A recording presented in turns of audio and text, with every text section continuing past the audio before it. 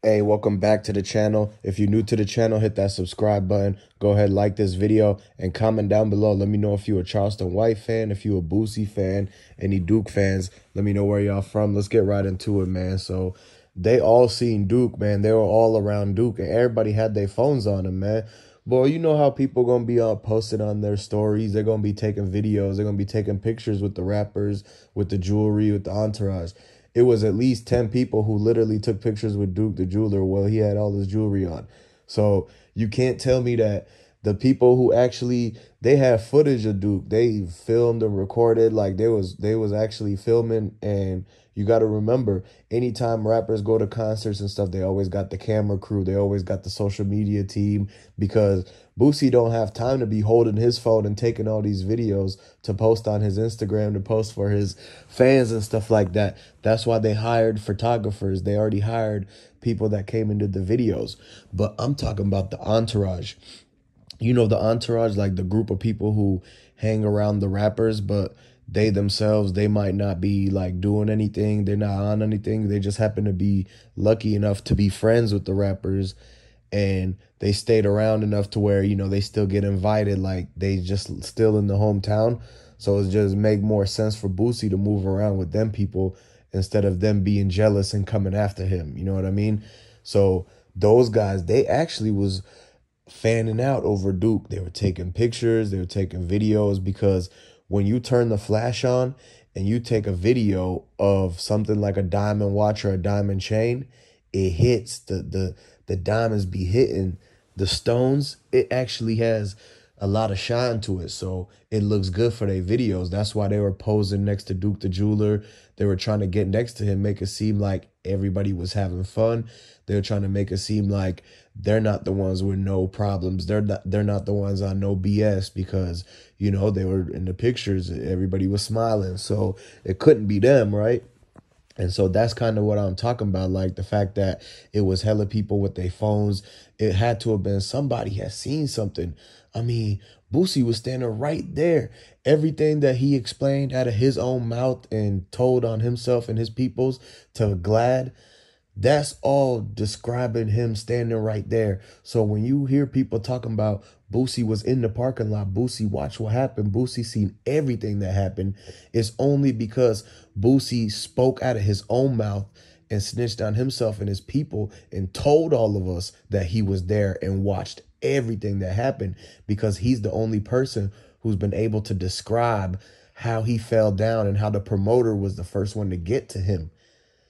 So if Boosie was watching the promoter run to him, then he seen a couple of the things that happened before the promoter got there.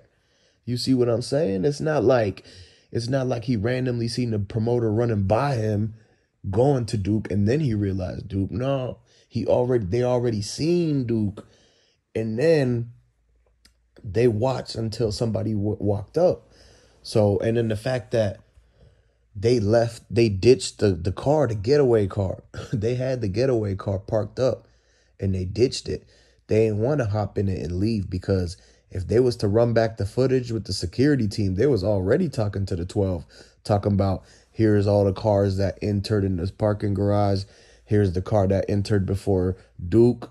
Here's the car that entered after. And, you know, they're looking at all of that. So that's why they left that Boosie's driver's car overnight, just until the next day. And then he sent his people, he sent his crash dummies, his cousin, somebody to go pick it up. That way, if it ever happened to where that was being watched, it wouldn't be Boosie who gets caught up in it. It'll take some time. Plus, they try to sell it too. So y'all got to understand, it was so many people around. Boosie seen it, and it's not like Boosie was standing out there by himself. He clearly had his security. He had all his people around him. So it's really like actually probably like 5-6 witnesses or something like that out there.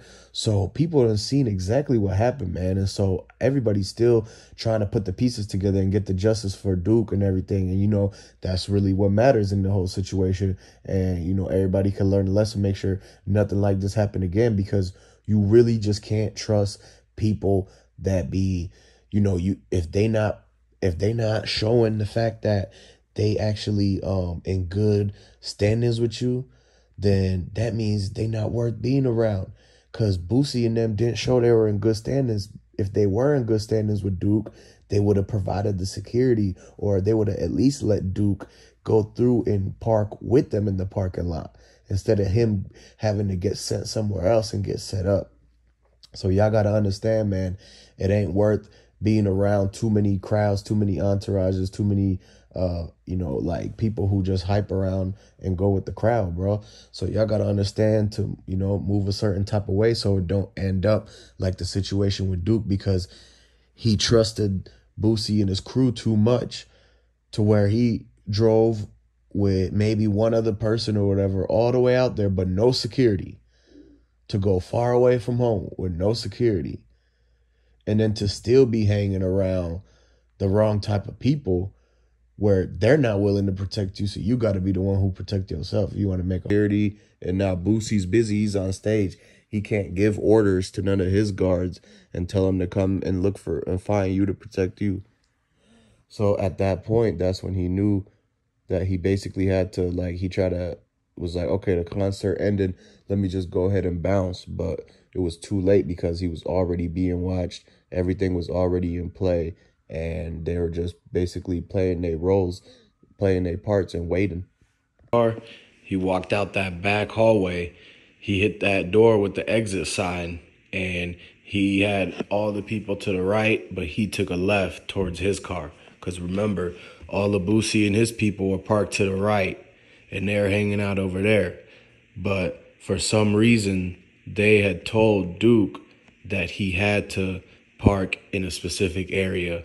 So he was walking with his bags and walked out that door. And he turned left and he passed the garbage can and the little thing that had the cigarette butts in it.